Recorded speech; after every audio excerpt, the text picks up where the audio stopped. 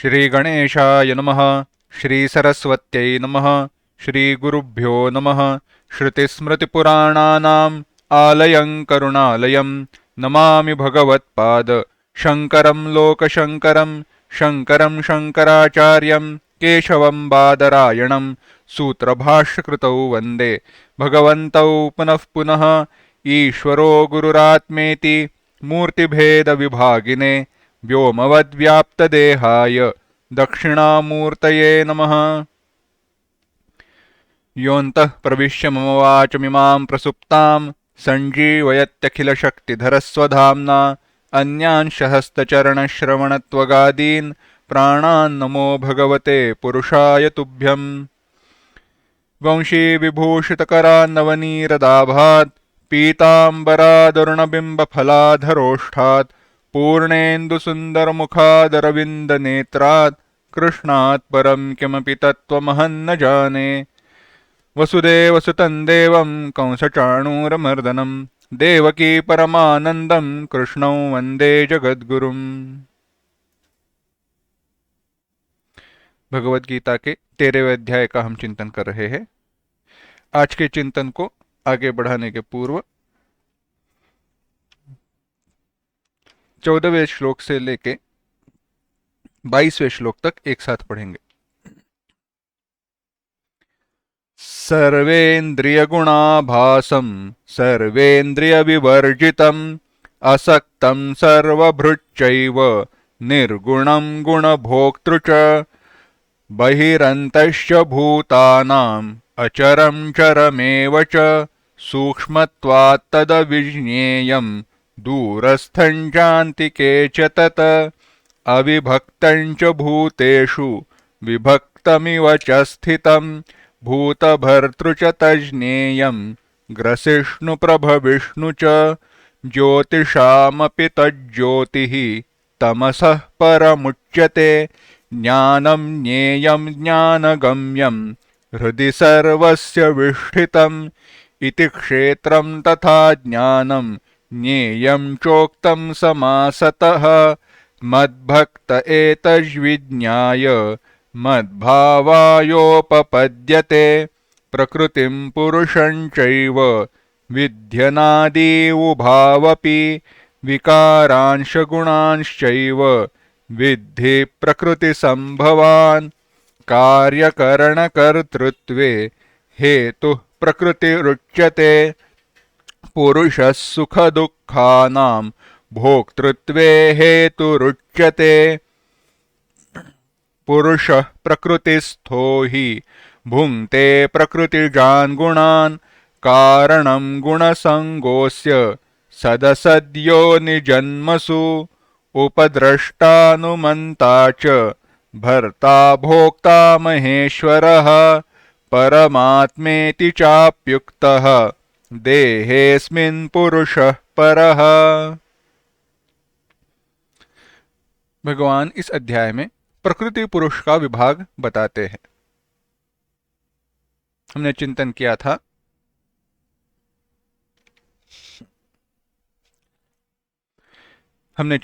था भगवान कहते हैं मेरी दो प्रकार की प्रकृति है, एक परा प्रकृति एक अपरा प्रकृति।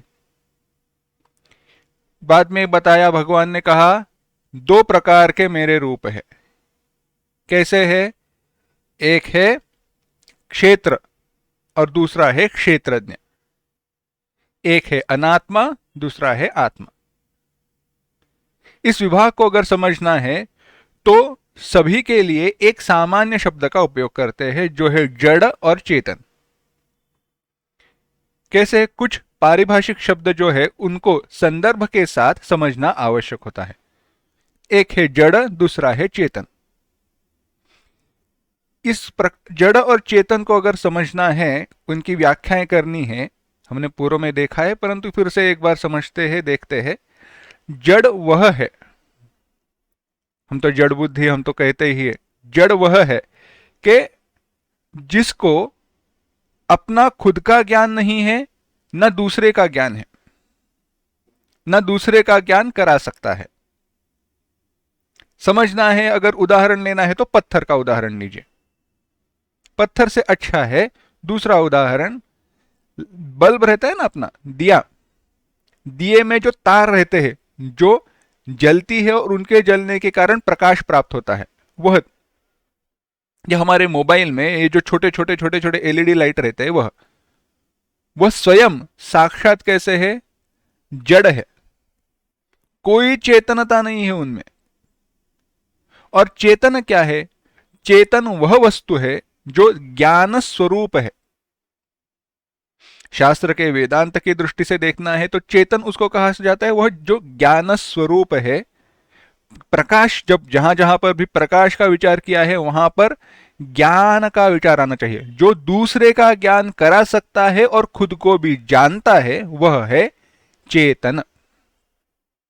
जो दूसरे का ज्ञान करा सकता है, दूसरे को प्रकाशित करता है और स्वयं प्रकाशमान है, वह है चेतन। इस दृष्टि से जब वह दिए जलते हैं तो जो प्रकाश है वह चेतन भाग है। दिए में जो प्रकाश है वह चेतन भाग है, और जहां से वह प्रकाश उत्पन्न हो रहा है वह जड़ भाग है। परंतु अब विचार कीजिए, थोड़ा और सूक्ष्म विचार करते हैं। बताइए, वह जो प्रकाश उत्पन्न हुआ है, वह प्रकाश किसके कारण उत्पन्न हुआ है? वह प्रकाश उत्पन्न हुआ है बिजली के कारण। बैटरी सेल निकाल दो, दिए का, बल्ब का स्विच बंद कर दो, बटन बंद कर दो, क्या जलेगा? नहीं जलता है।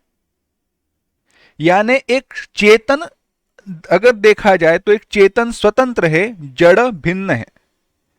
जड़ और चेतन दोनों एक दूसरे से भिन्न है, और जब वह दोनों भिन्न होते हैं तो दोनों का ज्ञान हो नहीं सकता। दोनों का ज्ञान हो नहीं सकता। क्यों? क्योंकि दोनों भिन्न है। दोनों अगर स्वतंत्र हो, जड़ का अपना अस्तित्व नहीं है। जड़ वस्तु अपने अस्तित्व के लिए चेतन अधिष्ठान पर अवलंबित है। चेतन अधिष्ठान की उस तो आवश्यकता है। जड़ को चेतन अधिष्ठान की आवश्यकता है।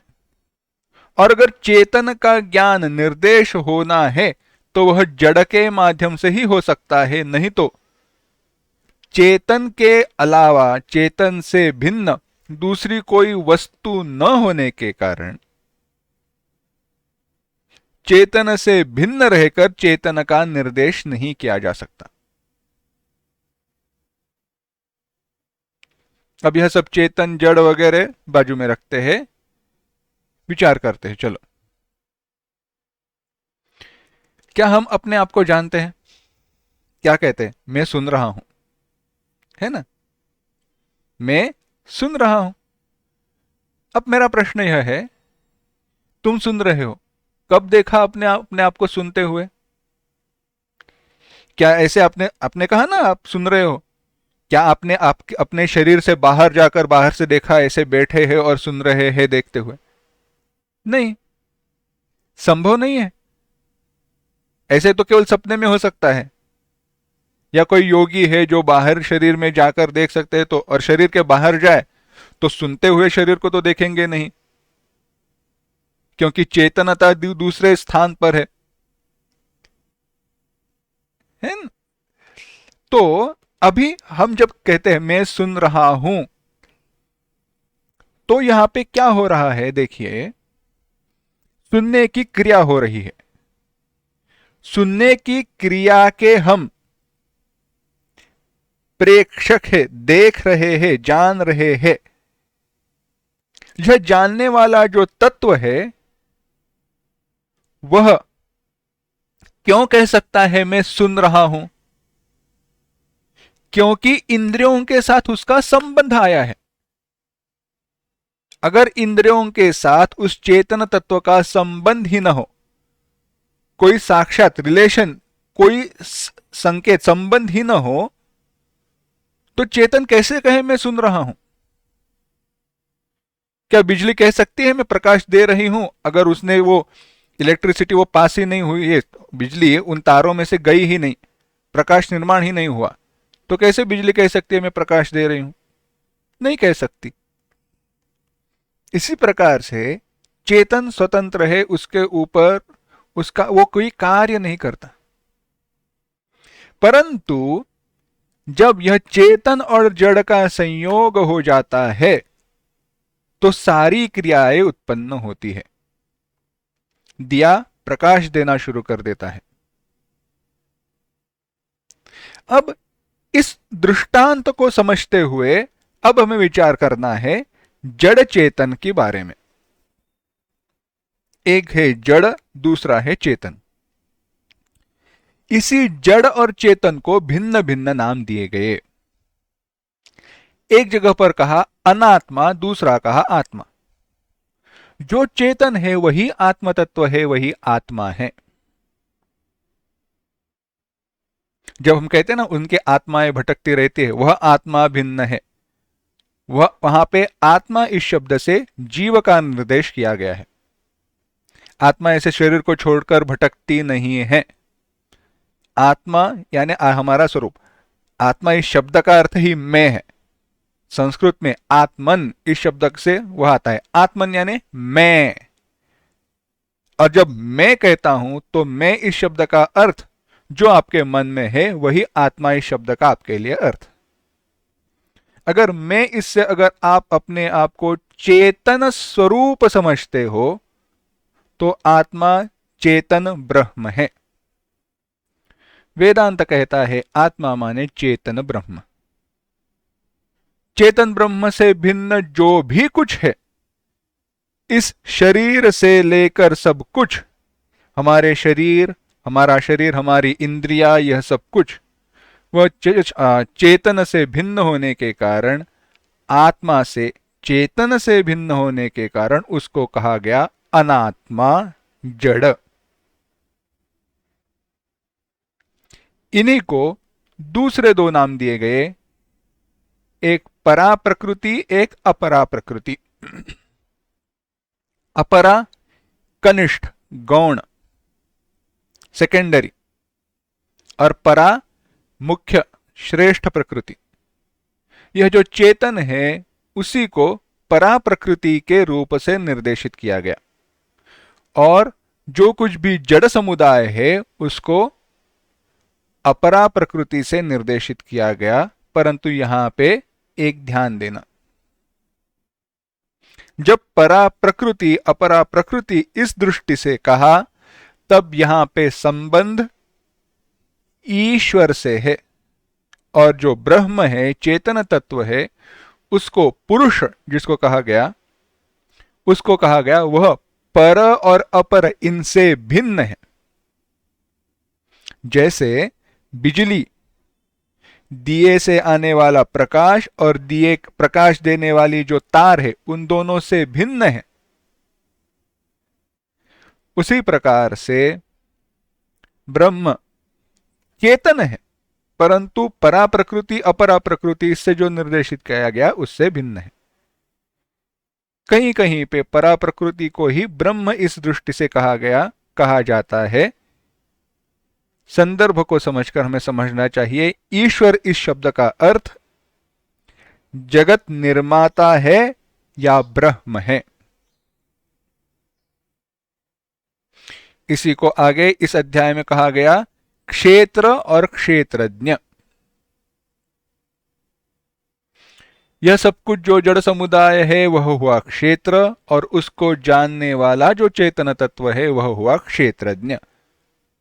तो वह जीव भी है, ईश्वर भी है और चैतन्य तत्व भी है, क्योंकि वह प्रकाशित करने वाला है, क्षेत्रज्ञ है, ज्ञान स्वरूप है। इसलिए इस प्रकार से विभाग करके भगवान ने कहा अगर ऐसी बात है, जीव साक्षात ब्रह्म स्वरूप है, चेतन है, इस जड़ समुदाय से भिन्न है, तो प्रश्न यह होता है, यह बात आती है, यह जीव बना कैसे, इसको सुख दुख प्राप्त क्यों हुए? एक आसान सी बात है। यह प्रश्न जो है ना, सामान्य प्रश्न है। कोई इस प्रश्न में कोई भी गलती नहीं है, कोई मूढ़ता नहीं है, परंतु यह प्रश्न ही एक हास्य निर्माण, प्रहसन है। कैसे, समझिए। अगर कैसे छोटे बच्चे थे तो तब की बात है, चित्रपट वगैरह देखा करते थे। तो एक चित्रपट में देखा, कोई एक अभिनेता है, एक्टर है, वह बड़ा होशियार है, बहुत अच्छे से दुश्मनों को मारता है, पीटता है, उसको कोई हाथ भी नहीं लगा सकता, ऐसे। उसी अभिनेता को जब दूसरे चित्रपट में दुश्मनों से मार खाते हुए देखा तो ऐसे ही लगता था, अब ये जाकर उनको मारेगा, अब ये जाकर उनको मारेगा, अब ये जाकर उनको मारेगा, उनको पीटेगा। यह मार खा, यह पीटा ही नहीं जा सकता, यह तो बड़ा शक्तिमान है। क्योंकि जब चित्रपट भिन्न है तो वह जो पात्र निभा रहा है, जो एक्टिंग कर रहा है, वह भिन्न है, वह समझते नहीं थे। अब इसी सूत्र को ध्यान में रखिए, इसी सूत्र को ध्यान में रखिए। चित्रपट देखते हुए अगर हम कहे, अरे ये क्यों रो रहा है, यह तो करोड़ों की संपत्ति इसके पास है, इतने सारे 4-2 बंगले हैं, बड़ी बड़ी गाड़ियों में घूमता है, क्यों रो रहा है? यह फिर से शादी क्यों करना चाहता है? दूसरे लड़की के पीछे क्यों लगा है? पहले से इसकी शादी हो गई है। अगर ऐसे कहे तो हुआ क्या है, जो पात्र, जो अभिनेता, वह जो एक्टर है, वह जो पात्र निभा रहा है, उस पात्र को हमने उस अभिनेता पर आरोपित करके, उसको एक करके वह वैसे ही है ऐसे समझा है। ऐसे ही हमारी अवस्था है। यहां पर हम एक पात्र, एक एक्टिंग कर रहे, अभिनय कर रहे, एक कोई पात्र निभा रहे हैं जो हमारे कर्मों के कारण हमें प्राप्त हुआ है। परंतु दुख की बात यह है, हमने अपने स्वरूप को, हम एक्टिंग कर रहे हैं, यह हम भूल गए। और वो बात ऐसी हुई, जो भी गुण समुदाय, जो भी हम पात्र निभा रहे हैं, उसके साथ हम एक हो गए और कहते हैं मैं सुखी हूं, मैं दुखी हूं। तो अब यह जैसे मूर्खता है ना कहना, कह रही है सुखी दुखी क्यों है, इसके पास बड़ी संपत्ति है वगैरह। यह जैसा प्रश्न है ऐसा ही प्रश्न है यह चेतन जीव को, यह चेतन को, ब्रह्म को जीव रूपता कैसे प्राप्त हुई। यह सुख दुखों का जो भोक्ता है, जीव है, वह संसारित्व जो उसको प्राप्त हुआ है, संसार इसको जिस कारण से प्राप्त हुआ है, क्यों प्राप्त हुआ, बस कोई कठिन बात नहीं है। कैसे है, इस प्रश्न का उत्तर बहुत ही आसान है, सरल है, सुलभ है, परंतु इस उत्तर को जीवन में उतारना बड़ी कठिन बात है।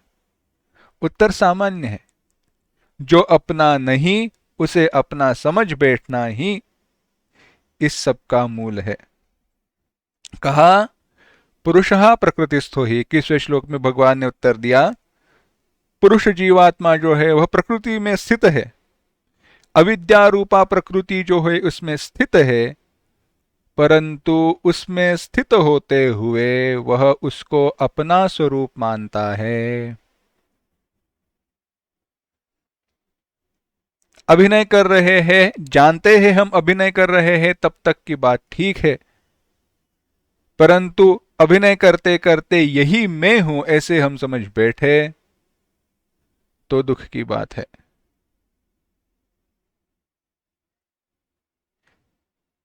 एक बड़ा सुंदर विचार है, सत्य और मिथ्या का भेद करना अत्यंत आवश्यक है। क्या सही है, क्या गलत है, इसका भेद करना अत्यंत आवश्यक है। और अगली बात ठीक ध्यान से सुनना, भगवत गीता चाहे शास्त्र ग्रंथ कोई कितना भी उपदेश करे, कितना भी कहे, यह हमारे ज्ञान का, हमारे विचार का और हमारी अन्वेषणा का विचार है, हिस्सा है। कहने का तात्पर्य यह है, मेरा स्वरूप क्या है, सत्य क्या है, मिथ्या व्यावहारिक सत्य क्या है, इसका विवेक करके इसको साक्षात समझना, उसको अपने ज्ञान के द्वारा समझना अत्यंत आवश्यक है। क्योंकि यह ज्ञान कोई दूसरा दे नहीं सकता और उसके द्वारा दिए जाने पर परिणाम यह होगा कि सत्य क्या है, मिथ्या क्या है, इसका हमारा विवेक ही नष्ट हो जाएगा।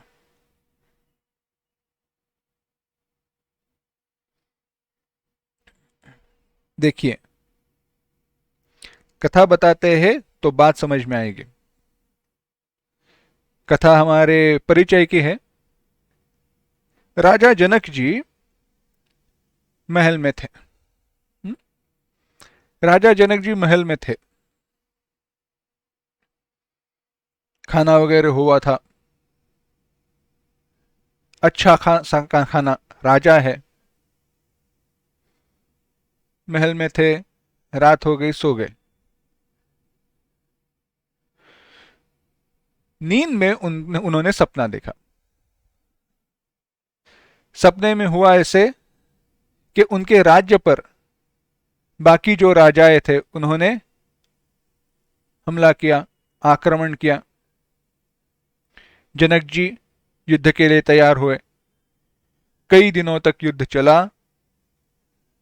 जनक महाराज उसमें हार गए, उनको राज्य से बाहर निकाला गया। अब साथ में परिवार नहीं, केवल पत्नी थी। खाने के लिए कुछ नहीं है, सैनिक नहीं है, ठीक वस्त्र नहीं है। ऐसी अवस्था में बाहर जंगल में घूमने लगे, वन में घूमने लगे। 2 दिन गए, 3 दिन गए, खाने को कुछ नहीं था।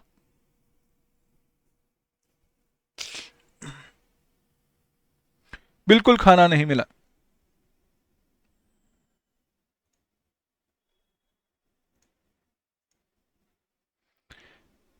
बिल्कुल खाना नहीं मिला। करते करते करते कहीं गए। वो एक व्यक्ति था, देखा खाना खा रहा है, उसके पास गए, भिक्षा मांगी।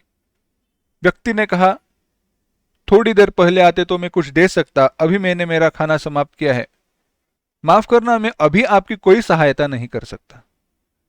परंतु मैं आपको एक बता सकता हूं, अगर आपको भिक्षा ही मांगनी है तो बाहर नजदीक ही एक और गांव है, वहां पे आपको जरूर भिक्षा मिलेगी। वहां पे किसी भी सन्यासी को, किसी भी वानप्रस्थ को रिक्त हाथ से वापस नहीं भेजा जाता। राजा वहां पे गांव में गए, दूसरे गांव में गए, भिक्षा मांग रहे थे।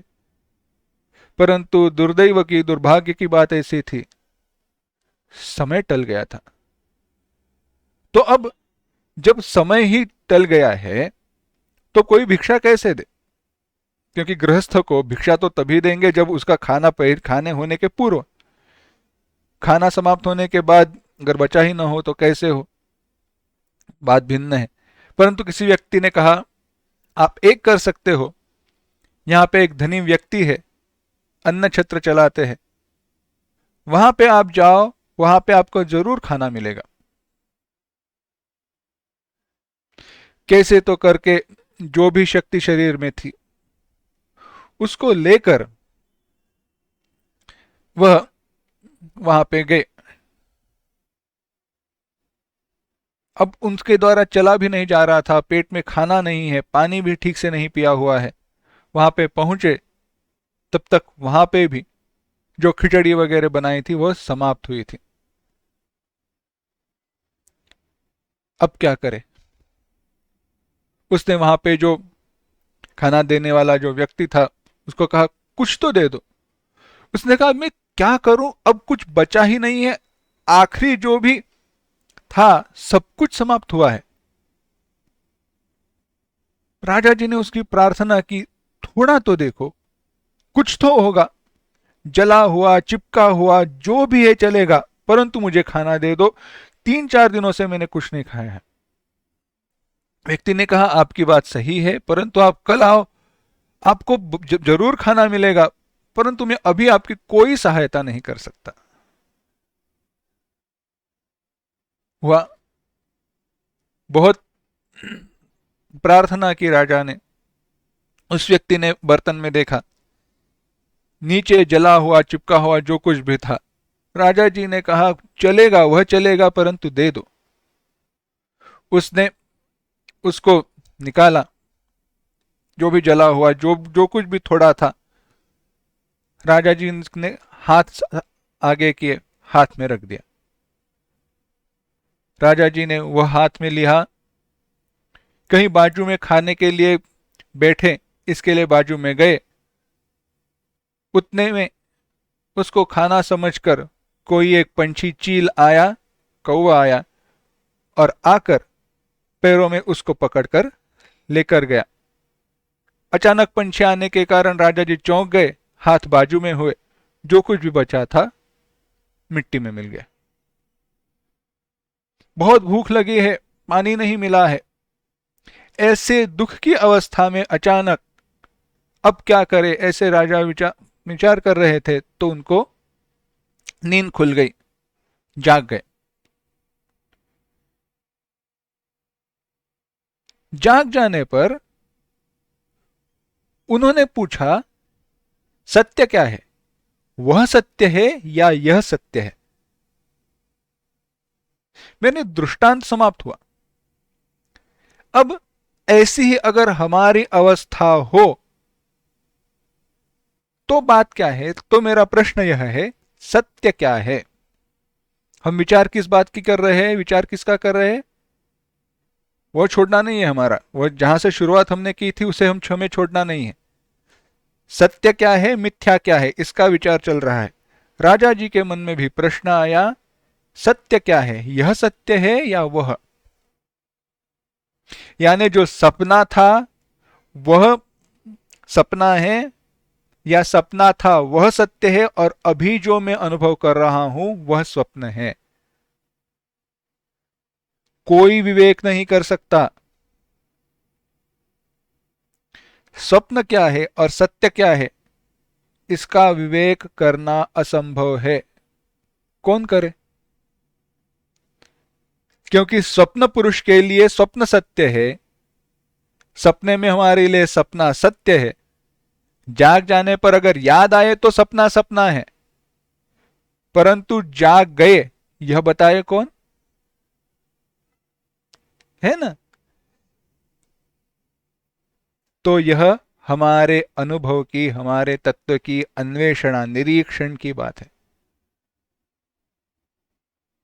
इसके लिए उत्तर दिया गया। अष्टावक्र मुनि जी आए, बाद में कथा आगे बढ़ती है। अष्टावक्र मुनि जी आए और उन्होंने नहीं कहा सत्य क्या है और मिथ्या क्या है, बड़ा सुंदर उन्होंने उत्तर दिया, जैसा वह वैसा ये, जैसे सपना वैसे ये, न दोनों सत्य है न दोनों स्वप्न है, दोनों एक दूसरे के बराबर है, क्योंकि सत्य केवल एक परमात्मा ब्रह्म है।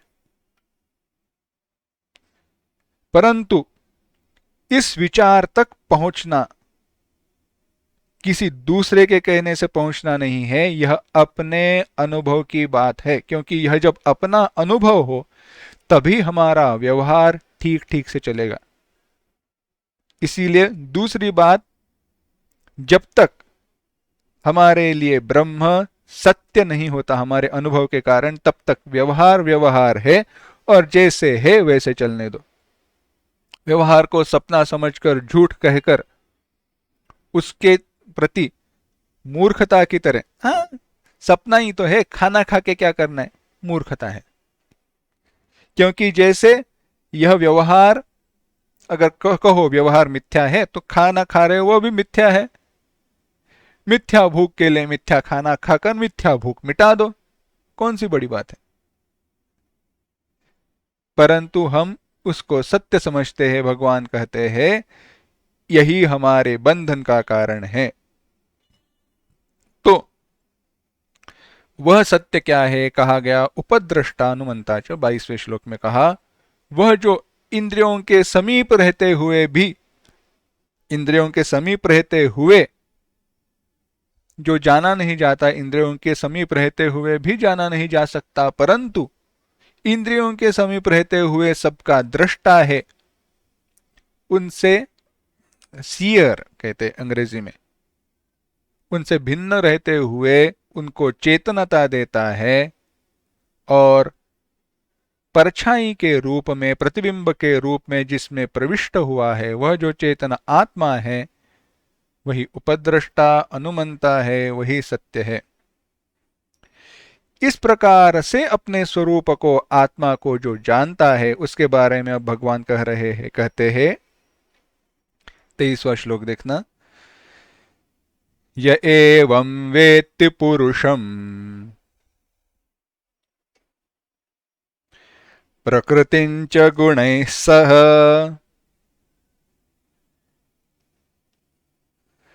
सर्वथा वर्तमानोऽपि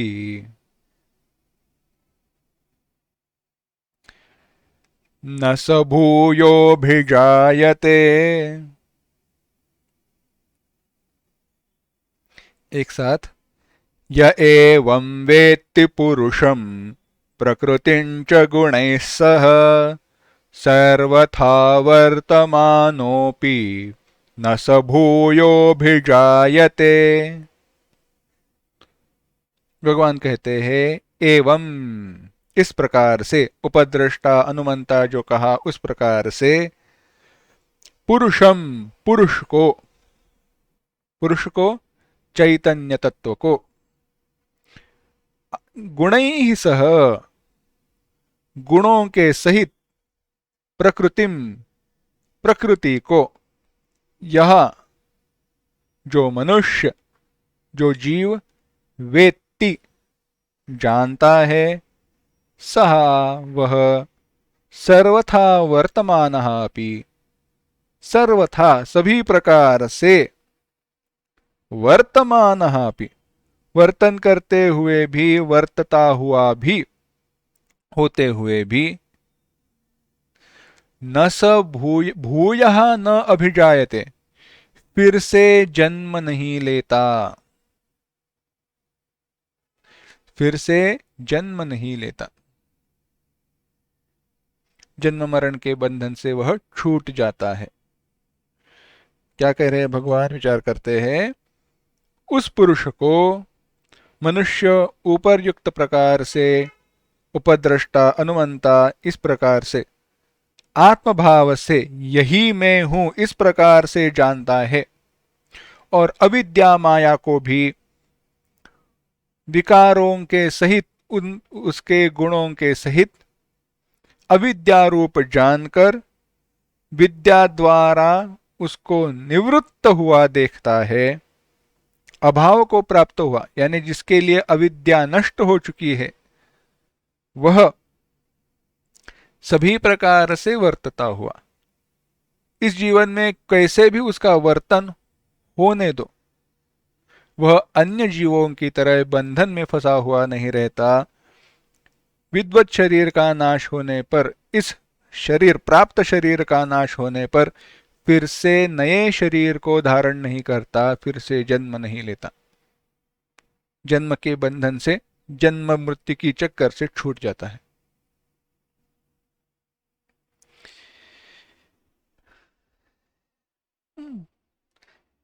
उदाहरण समझना है तो ऐसे देखिए, आजकल सब्सक्रिप्शन का जमाना है, माफ करना,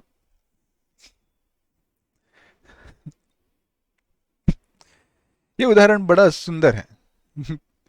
कैसे है देखो, सब्सक्रिप्शन का जमाना है, यानी कैसे है, आजकल हम कोई वस्तु को, वह दुकानदार वगैरह जो है ना, दुकानदार तो नहीं कह सकते, परंतु टीवी पर सीरियल वगैरह जो चलते हैं ओटीटी प्लेटफॉर्म पे, वह बेचते नहीं है, किसी भी वस्तु को बेचते नहीं है। बेचते क्या है, सब्सक्रिप्शन। आकर देखो, हाँ मुफ्त है, परंतु सारा मुफ्त में नहीं है। अगर आपको सब कुछ देखना है तो महीने के कुछ पैसे जमा करने होंगे। कैसे और शुरुआत कैसे होती है? हाँ, पहले 3 महीने फ्री। अच्छा, फ्री है, चलो देखते हैं। अब पहले 3 महीने फ्री रहते हैं, देखना शुरू करते हैं। कुछ एक चीज देख ली, दूसरी देख ली, तीसरी देख ली। अब हुआ क्या, उनको देखते हैं तो उन उन जो भी हमने सीरियल हो, जो भी सीरीज हो, मालिकाएं हो ओटीटी प्लेटफॉर्म पे देखी हुई, उनसे हम आकर्षित हो जाते हैं, वासनाएं निर्माण होती है, उसके संस्कार मन में निर्माण होते हैं, और वह जो पात्र है उनको हम अपना समझते हैं। सब्सक्रिप्शन का जमाना है। उन पात्रों को हम अब हमने अपना समझ लिया, समझ बैठे। 3 महीने समाप्त हुए तो अब छोड़े कैसे? उन पात्रों को तो हम छोड़ नहीं सकते, उनको देखना हम बंद नहीं कर सकते। तो क्या कहते हैं, पहले महीने की फीस भरते हैं, जो भी पैसा है वह भरते हैं। सब्सक्रिप्शन का जमाना है। तो अब क्या पैसे भरना आवश्यक था? उन्होंने कहा था, सर पे बैठकर कहा पैसे भरो, पैसे भरो। नहीं, हमने इच्छा व्यक्त की, संस्कार थे, संस्कारों के साथ हमने कहा मुझे देखना है, मैं पैसे भर रहा हूं। सब्सक्रिप्शन का जमाना है। इसी प्रकार से जीवन में इन सुखों दुखों को हमने सब्सक्राइब किया है कर्मों के द्वारा, बाकी कुछ नहीं। तो अगर उनको देखना है, उन पात्रों के सुख दुखों से हमें दूर रहना है, उससे दूर रहना है, तो क्या करना पड़ेगा? सब्सक्रिप्शन बंद कर दो, वो चला जाएगा। फिर से नए की आवश्यकता नहीं है। जब तक सब्सक्रिप्शन है तब तक क्या है, नया कुछ आते ही रहेगा। सब्सक्रिप्शन बंद कर दो, नया आना बंद हो जाएगा। इसी प्रकार से इस अविद्या नाम के जो सब्सक्रिप्शन है हमारे जीवन में, उसको बंद करना है। तो अविद्या के सब्सक्रिप्शन के कारण आने वाले हमारे जो नए जन्म मृत्यु है वह बंद हो जाएंगे। बस, बाकी कोई दूसरी बात करना आवश्यक नहीं, बाकी दूसरे कुछ करने की आवश्यकता नहीं है। यह सब्सक्रिप्शन हमें बंद करना है। भगवान यही कहते हैं यह जो पुरुष है यह कैसे है? विद्या के कारण, जिसने अविद्या का नाश किया है। विद्या क्या है? अपने स्वरूप को जानना। अपने स्वरूप को जानता है, मैं क्या हूं वह जानता है। अविद्या क्या है? जड़ क्या है? अचेतन अनात्मा क्या है उसे जानता है। और इसके कारण उस अनात्मा का, अविद्या का, विद्या के कारण विनाश हुए होने के कारण अब जन्म मृत्यु का कारण जो अज्ञान अविद्या वही नष्ट हुई, और उसके विनाश के कारण, नष्ट होने के कारण इस देह को, क्योंकि यह देह तो जब तक, देखो सब्सक्रिप्शन का वही है ना, महीने के बीच में आपने अगर बंद कर दिया तो जब तक वह महीने का समाप्त नहीं होता तब तक तो चलेगा ही। उसी प्रकार से जब तक इस देह का प्रारब्ध है तब तक यह देह उसके लिए रहता है। तस्य तावदेव चिरम यावन् न विमोक्ष्यथ संपत्स्ये। छांदोग्योपनिषद कहता है वह तब तक ही जीवित रहता है जब तक यह देह है। इस देह के देह पातातूर्ध्वम, इस देह के गिरने पर, इस देह की समाप्ति पर नया जन्म वह नहीं लेता। अरे, परंतु क्या करे, नया सीजन आने वाला है अगले महीने में, देखना है, क्यों सब्सक्रिप्शन बंद करे? नए जन्म में नए सुख दुख आएंगे, नए सुख आएंगे, दुखों को आने दो। ऐसी बात नहीं है। इस अविद्या के अभाव में हमारा जो सुख है, हमारा जो आनंद स्वरूप है, अगर उसका थोड़ा भी स्वाद हमें मिले तो पता चलेगा यह जन्म मृत्यु का चक्कर नहीं चाहिए। अब यह जो आत्मदर्शन है, यह साक्षात्कार है, इसके लिए भिन्न भिन्न, यह आत्मदर्शन के विषय में ध्यान आदि भिन्न भिन्न साधन अब विकल्प से कहे जाते हैं। किन साधनों के द्वारा वह साक्षात्कार की प्राप्ति होती है? साक्षात्कार ज्ञान के कारण ही होगा, उसमें उस सिद्धांत में कोई भेद नहीं है, कोई विकल्प नहीं है। परंतु ज्ञान प्राप्ति के बाद भी जो ज्ञान के प्रतिबंध है, ज्ञान की फल के प्राप्ति में जो प्रतिबंध है, उनको दूर करने के लिए जो साधन आवश्यक है, जरूरी है, उनका विचार किया जाता है। कहते हैं ध्यान, 24वां श्लोक, ध्यानेनात्मनि पश्यन्ति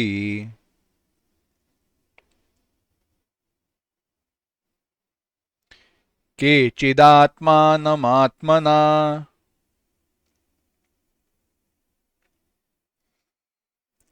अन्ये सांख्येन योगेन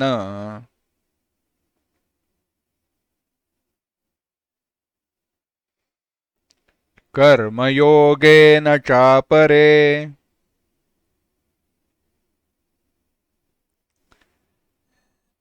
एक साथ, ध्यानेनात्मनि पश्यन्ति केचिदात्मानमात्मना अन्ये सांख्येन योगेन कर्मयोगेन चापरे।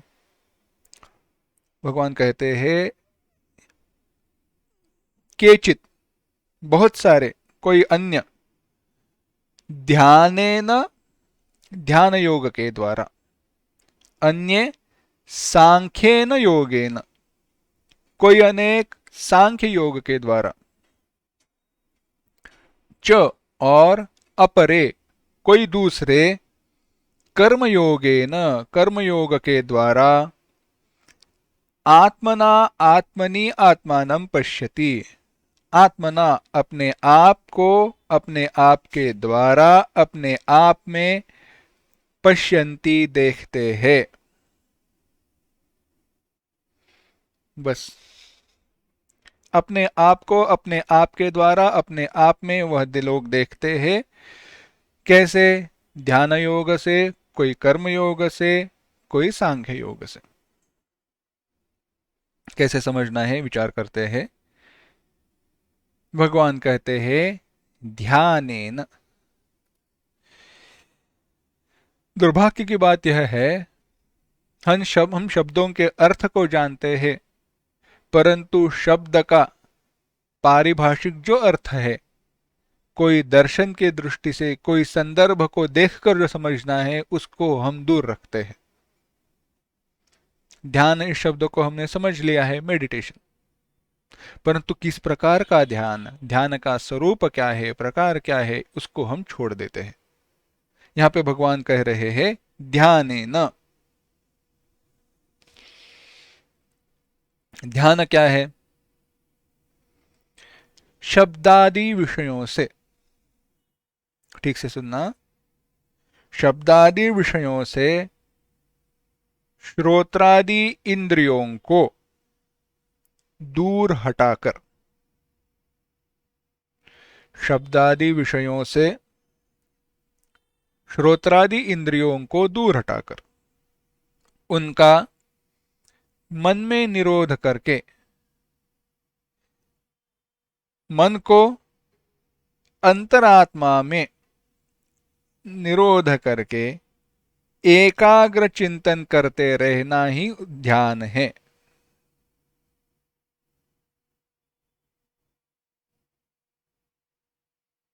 और यह जो ध्यान है, यह विचार की धारा है, वह कैसी हो?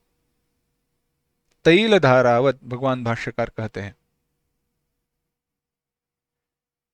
यह कोई ज्योति के ऊपर ध्यान एक करना, लक्ष्य एक करना, कोई वस्तु के ऊपर एक करना, कोई विचार एक विचार करना, ऐसे ध्यान नहीं है।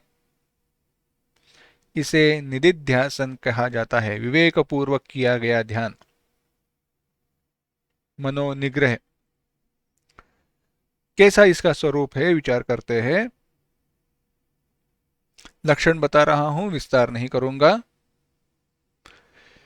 पहली बात तो यह है, क्या करना है, शब्दादि विषयों से श्रोत्रादि इंद्रियों को दूर हटाना। विषय क्या है, बहुत सारे विषय हैं।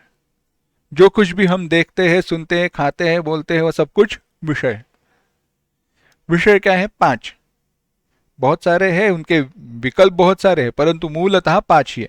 शब्द, स्पर्श, रूप, रस, गंध। क्यों, इंद्रियाएं 5 है, ज्ञानेन्द्रियाएं, तो ज्ञानेन्द्रियाएं 5 है तो विषय भी 5 प्रकार के हैं।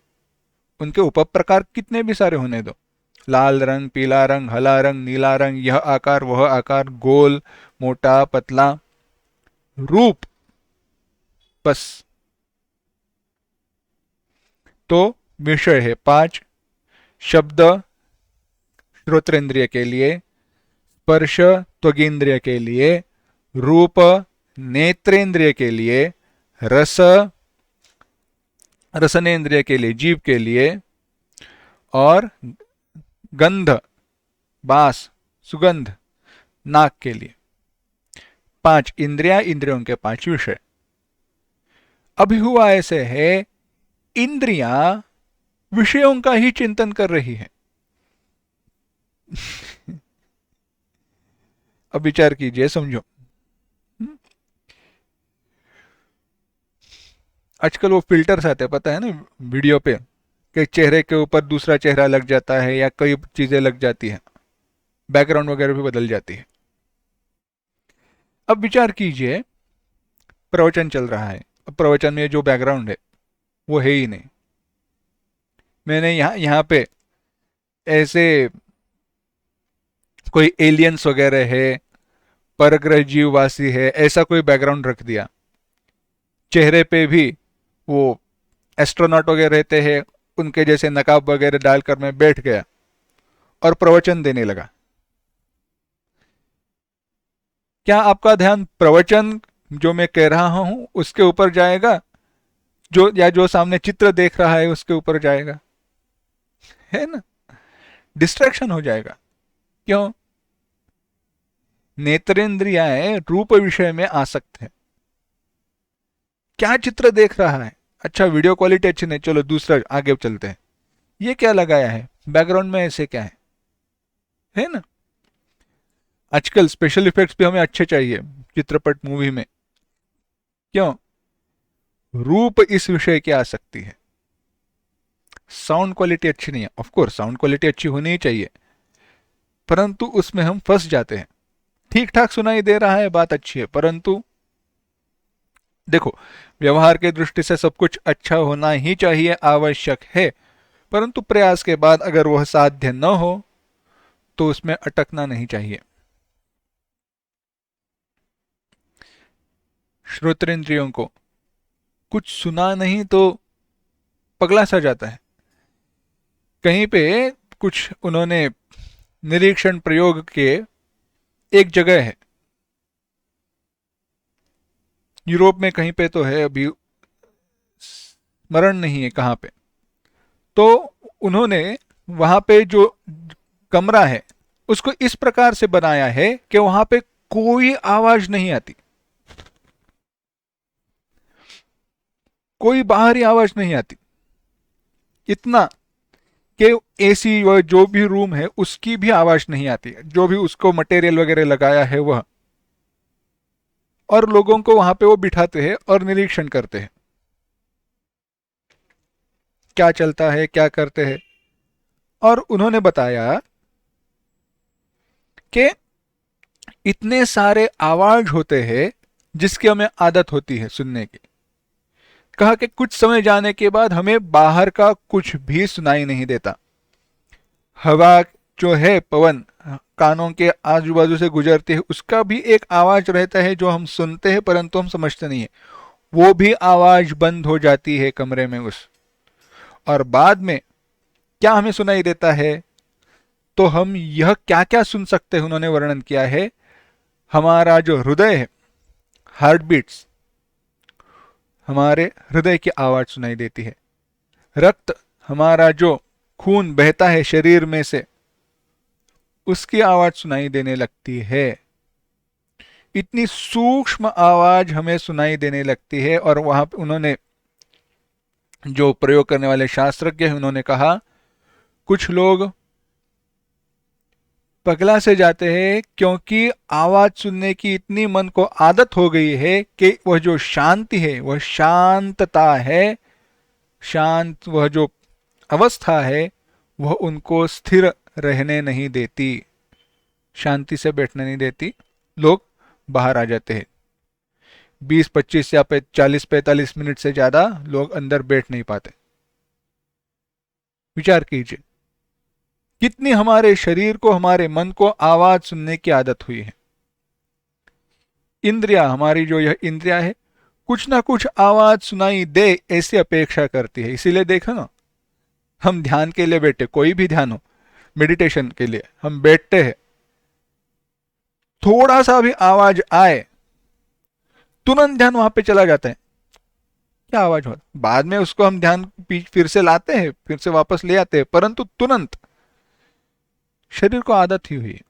अच्छी बात है, बुरा नहीं है इसमें, परंतु जब ध्यान कहते हैं तब मन को सिखाना वह भी आवश्यक है। नहीं तो विचार कीजिए, कुछ आवाज हुई, रास्ते से चल रहे हैं और गाड़ी ने हॉर्न दिया, सुनाई नहीं दिया तो मूर्खता है ना।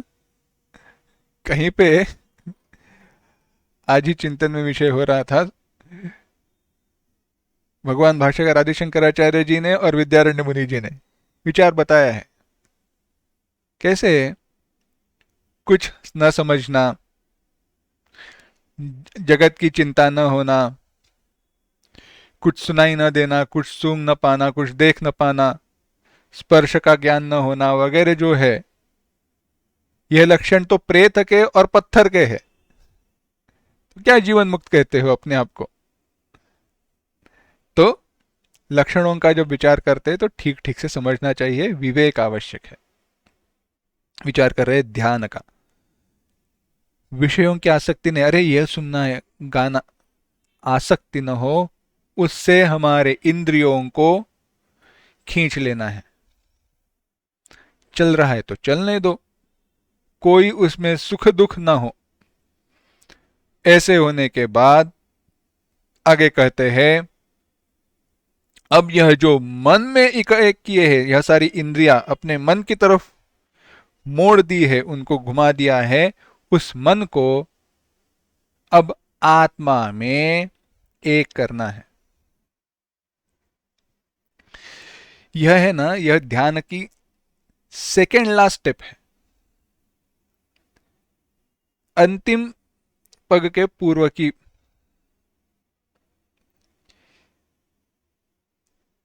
अगर हम निरीक्षण करें, ध्यान के लिए बैठते हैं तो पहले विचार ये रहता है ठीक से बैठे हैं ना, क्योंकि आसन हमारा स्थिर नहीं रहता, हमारा आसन स्थिर नहीं रहता, ऐसे उड़ते, ऐसे करते, वैसे करते, ठीक है, धीरे धीरे धीरे धीरे वह स्थिर होने लगता है। धीरे धीरे हमारा ध्यान बाहरी आवाजों से दूर हटकर हम जो विचार कर रहे हैं उनकी तरफ मुड़ने लगता है। परंतु जब ऐसी बात आती है ना, तो कहता हूं, देखा जाए तो ये अनुभव की बात है, जिन बातों का विचार हम जागते हुए व्यवहार में, जब हम ध्यान नहीं कर रहे तब करते हैं ना, वह सारे अच्छे बुरे विचार उस ध्यान में आते हैं। और यह बड़ा कठिन समय रहता है, बड़ा कठिन हिस्सा है ध्यान का। कैसे है?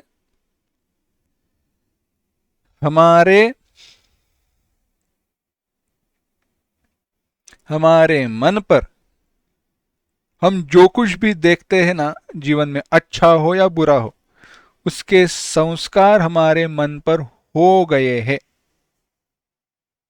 सारा जो कुछ भी अच्छा हो बुरा हो, सब कुछ परंतु हमारे मन में जो पूर्व संस्कार है उसके कारण कुछ संस्कारों को दूर हटाया जाता है, कुछ संस्कारों को रखा जाता है, कुछ संस्कार रह जाते हैं। परंतु व्यवहार में इतनी सारी चीजें होती रहती है, ये काम वो काम ऐसा वैसा, कि उन संस्कारों को ऊपर आने के लिए समय ही नहीं मिलता। अच्छे बुरे वह जो विचार है जो हमारे मन में अंदर दबे हुए हैं, फंसे हुए हैं, उनको ऊपर आने के लिए समय ही नहीं मिलता। अब जब बाहरी विचार, बाहरी इनपुट सब इनकमिंग बंद हो गया है, तो अब मन के लिए उसके पास जो कुछ भी भरा हुआ है, भरा पड़ा है, उसको बाहर निकालने के लिए समय मिल गया। ध्यान में वही होता है। जैसे ध्यान में हम आगे आगे बढ़ते हैं, बाहरी विचार आना बंद हुआ, इंद्रियों के द्वारा इनपुट इनकमिंग सब बंद हुआ, तो अब मन अपने अंदर जो है वह बाहर निकालने लगता है, और उसमें अच्छा बुरा सब कुछ आया।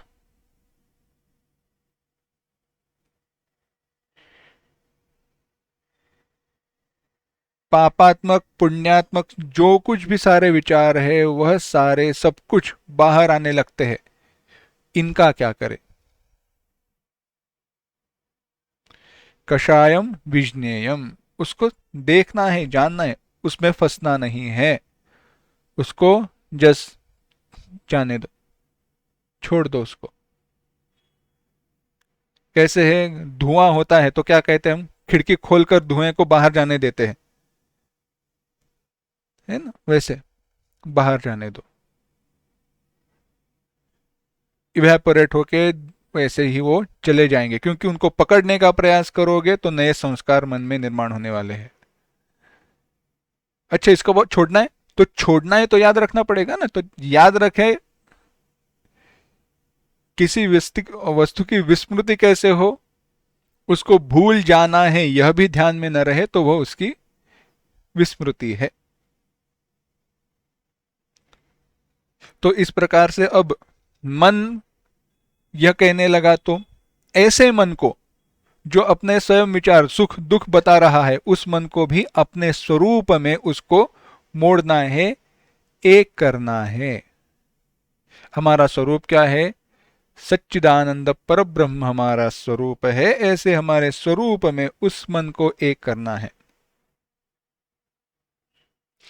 और ऐसे मन को अपने स्वरूप में एक करने पर हमारे मन में जो विचारों का प्रवाह निर्माण होता है वह कैसे हो? अविच्छिन्न, एक साथ एक जैसा, बीच में उसमें कोई गैप्स ना हो, कंटिन्यूअस फ्लो के। इसीलिए उसके लिए उदाहरण दिया तैल धारावत। एक बर्तन में तेल लीजिए और पानी लीजिए, एक के बाद एक साथ उसको मिलाना नहीं है। तेल को क्या करो, तेल को आप एक बर्तन से दूसरे बर्तन में डालना शुरू कर दो, तो तेल की जो एक धारा निर्माण होती है वह एक जैसी रहती है अंत तक। जब रुक जाती है तो संपूर्ण रुक जाती है, अखंड रहती है तेल की धारा। परंतु जब आप पानी को एक बर्तन से दूसरे बर्तन में डाल रहे हो, तब आप देखोगे तो अंत में पानी की बूंदें नीचे गिरती है, एक धारा नहीं रहती। शुरुआत में धारा रहेगी, परंतु बाद में बूंद बूंद बूंद ऐसा पानी के आते हैं, तो उसको कहते हैं विच्छिद्य, टुकड़े टुकड़े से। परंतु तेल अखंड बहता है। इसी प्रकार से अखंड एक जैसी आत्माकार वृत्ति हो जाना, मन आत्मा में लीन हो जाना, आत्मस्वरूप का ही अगर अखंड मन चिंतन करने लगे तो वही ध्यान की फलश्रुति है। वहां पे सारे अनात्म विचार हमारे नष्ट हो चुके हैं, वही है। तो इसी को कहते हैं ध्यान। इस ध्यान के द्वारा, ध्यानाभ्यास द्वारा, इसीलिए भगवान भाष्यकार बड़ा सुंदर शब्द उपयोजित करते हैं, कहते हैं ध्यान संस्कृतेन अंतःकरणेन। अब मन में अनात्म विचार नहीं है, तो ऐसा जो मन है जिसमें आत्म विचार ही है, ऐसा जो शुद्ध मन है, वही ज्ञान की प्राप्ति के लिए, साक्षात्कार के लिए अत्यंत तरल, अत्यंत तैयार हो गया है। ऐसा मन ज्ञान प्राप्ति के बाद साक्षात्कार को प्राप्त करता है। इसीलिए ध्यानेन, ध्यान से क्या कहते हैं, प्रत्यक चेतनम आत्मना ध्यान संस्कृतेन अंतःकरणेन केचित् योगिनः पश्यन्ति।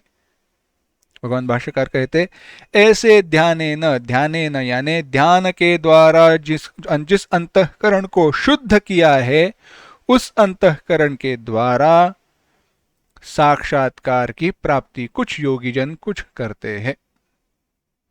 तो ध्यान अंतःकरण शुद्धि का मार्ग हुआ। ज्ञान कहां से मिलेगा? महावाक्य से ज्ञान मिलता है, तत्वमसि इत्यादि वाक्यों से। तो कुछ लोग क्या कहते हैं, ध्यान उनके बस की बात नहीं है, तो ध्यान ही करना चाहिए। नहीं, भगवान कहते मैं इतना दुष्ट बुद्धि नहीं हूं कि एक ही मार्ग रखूं। जितने सारे जीव है, उन सारे जीवों के कर्म मुझे पता है, तो सारे जीवों के सारे कर्म और उनकी मन की प्रकृति, उनके स्वभाव, उनके अनुसार मैंने कुछ कुछ मार्ग बनाए रखे हैं। मैं समान हूं। लोग समझते नहीं है, वो दूसरी बात है। लोगों को लगता है उनकी जो साधना है उसको छोड़कर दूसरे की साधना अच्छी है, तो एक दूसरे की साधना लोग करते हैं, अपना साधन कुछ देखते नहीं है। परंतु मैं बताता हूं भगवान, मैं नहीं। भगवान कहते हैं, कुछ लोग क्या कहते हैं सांख्येन योगेन। अब यह सांख्य योग क्या है? सांख्य योग यानी सम्यक ख्यायते अनेन। अन्य कोई योगी जन सांख्य योगेन, सांख्य योग के द्वारा देखते हैं। कैसे? 3 गुण है, सत्वगुण, रजोगुण, तमोगुण। ये 3 गुण मुझसे देखे जाने वाले हैं। ये थोड़ा आसान है। सत्वगुण, रजोगुण, तमोगुण, यह 3 गुण मेरे द्वारा देखे जाते हैं, अनुभव किए जाते हैं। और मैं जो हूं, मैं उनसे भिन्न, वह जो कुछ भी करते हैं उस सारे व्यापार का साक्षी हूं मैं, और उन गुणों से विलक्षण और नित्य चेतन आत्मा हूं। ऐसा जो विवेक, ऐसा जो चिंतन, उसका नाम है सांख्य। वही चिंतन ही है योग मार्ग। और ऐसे सांख्य योग के द्वारा आत्मना आत्मानम आत्मनि पश्यन्ति। यह चिंतन बड़ा सरल है, सुलभ है, परंतु उतना ही कठिन है।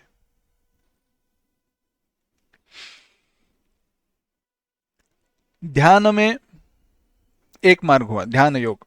सांख्य योग में क्या किया? विवेक का मार्ग बताया, विवेक प्रधान मार्ग है। नित्य चिंतन करना है। जो भी सारे अनुभव आते हैं, हमने देखा है गुणा गुणेषु वर्तन्ते इति मत्वा न सज्जते।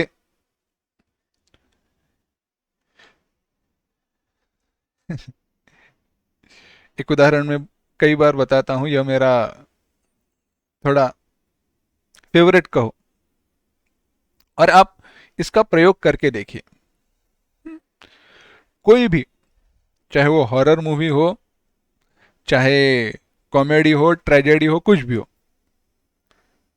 चित्रपट लगाओ जो आपको हंसाता है, या देखते देखते अगर ऐसा कोई सीन आए, ऐसा कोई प्रसंग आए, चित्रपट हो, सीरियल हो, कुछ भी हो, एक बात करनी है, बैठो, देखते रहो, कुछ भी सोचना नहीं है। जो भी आवाज आए, जो भी ध्वनि आए, बस देखो। उसके बारे में अपने द्वारा कोई चिंतन नहीं करना है। बस वो बोल रहे, बोलने दो। अंधेरा है, व्यक्ति चल रहा है, कहीं से वो कीचड़ में या पत्तों पे चलने की आवाज आई, कैमरा आड़ा टेढ़ा हिला, कहीं से दौड़ते हुए कुछ आवाज आई, तो हम चिंतन करने लगते कोई है क्या, झाड़ियों में कौन रहेगा, पीछे से कोई आया तो, ऊपर से कोई आया तो। चिंतन हम करते हैं, चिंतन करना नहीं है, जैसे है वैसे देखते रहो बस। बात आपको पता चलेगी, उसमें कोई डर की बात है ही नहीं। न हॉरर में डर है, न कॉमेडी में हास्य है, न ट्रेजेडी में दुख है। और यह रस का विचार है, थोड़ा वह विषय बाद में बताता हूं। यह सारे जो हमारे अनुभव है, चाहे हमें सुखी होना, दुखी होना, हमारे मन में भय की निर्मित होना, यह सारा हमारा मन ही हमारे मन में निर्माण करता है, क्योंकि सामने जो दिख रहा है उसके साथ हम एक हो चुके हैं। रस निष्पत्ति का, रस निर्मिति का जो विचार है साहित्य में, वह वही है।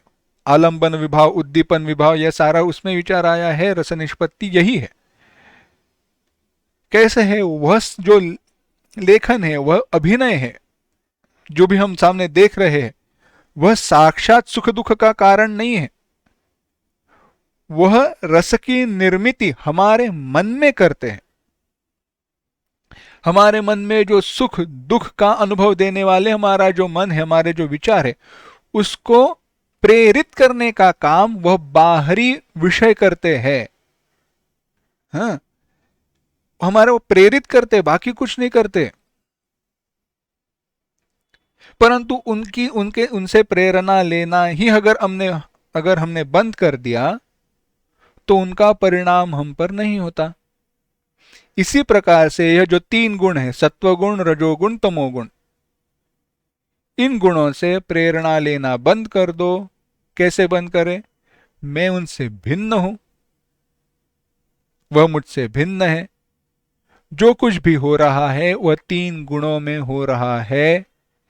मैं उनका दृष्टा, साक्षी, चेतन आत्म तत्व हूं।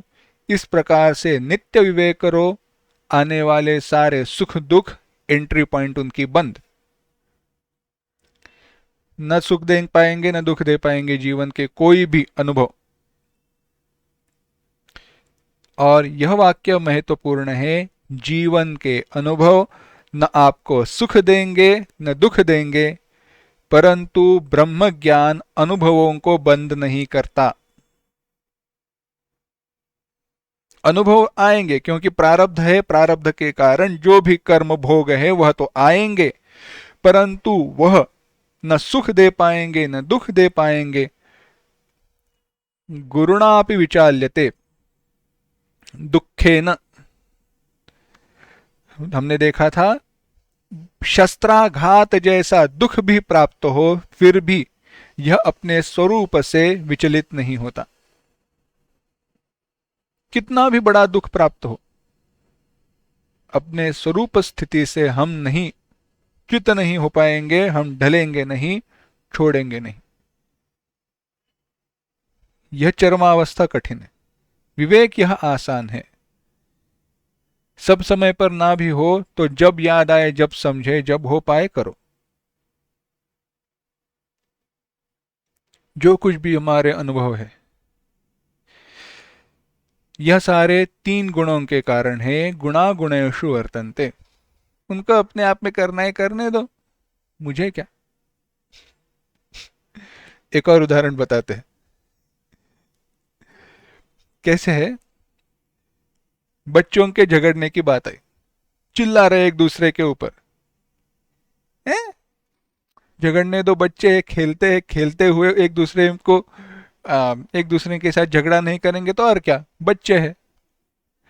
परंतु सोचो, उन बच्चों में से एक आवाज आपके अपने बेटे की है या बेटी की है, तो कह पाओगे बच्चे हैं झगड़ने दो?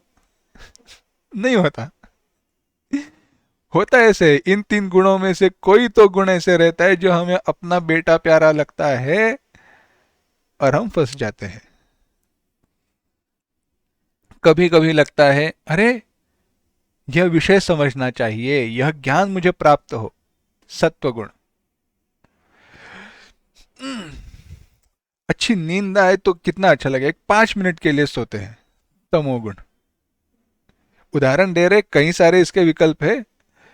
अरे, वो नई जगह अब खुल गई है, जाकर देखना चाहिए कैसे है। रजोगुण। कठिन है यह व्यवहार। देखो, इसको मुकरना भी नहीं है, उसको पूरे तरीके से दूर नहीं रखना है, परंतु विवेक के साथ रहना है।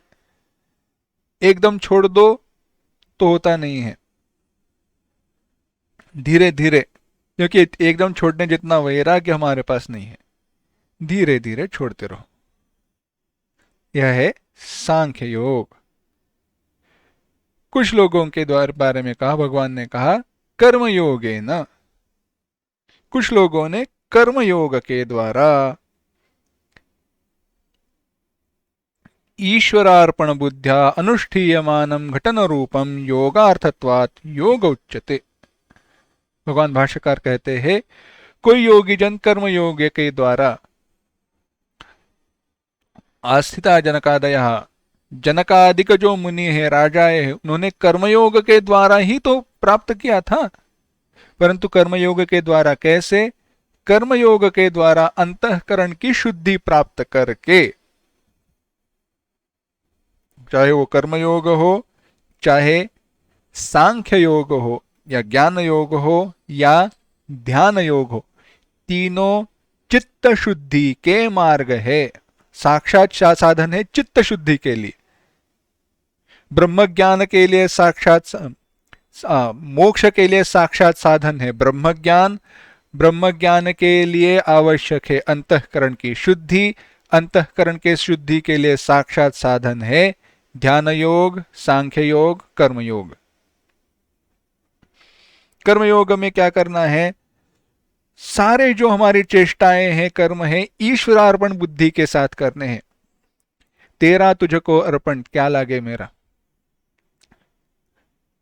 आरती में कहना बड़ा सुलभ है, भजन में कहना आसान है। तेरा तुझको अर्पण, मेरा मुझको देना। बस भाव यह रहता है, कहना के लिए क्या है नहीं। कर्मयोग क्या है? ईश्वरार्पण बुद्धिया, हमारी बुद्धि वह होनी चाहिए।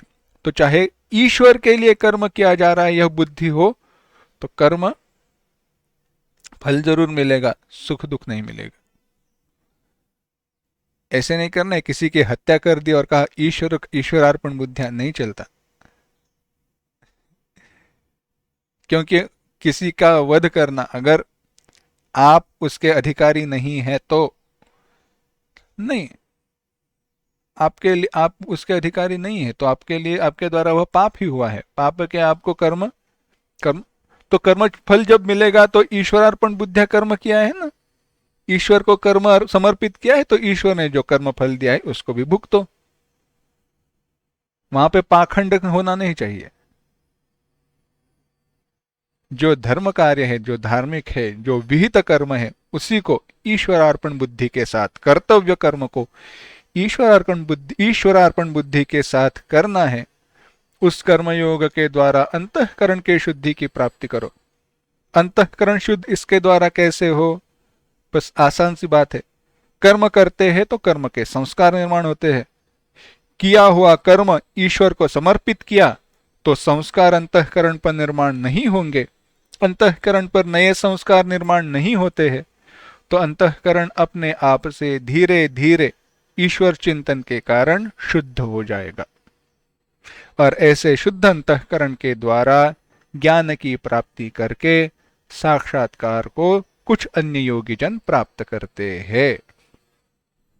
और क्या है उसका विचार भी भगवान ने बताया है, परंतु इस विचार को, उन विकल्पों को हम अगली बार देखेंगे। असतो मा सद्गमय, तमसो मा ज्योतिर्गमय, मृत्योर्मा अमृतंगमय। ओम शांति शांति शांति। हरि ओम।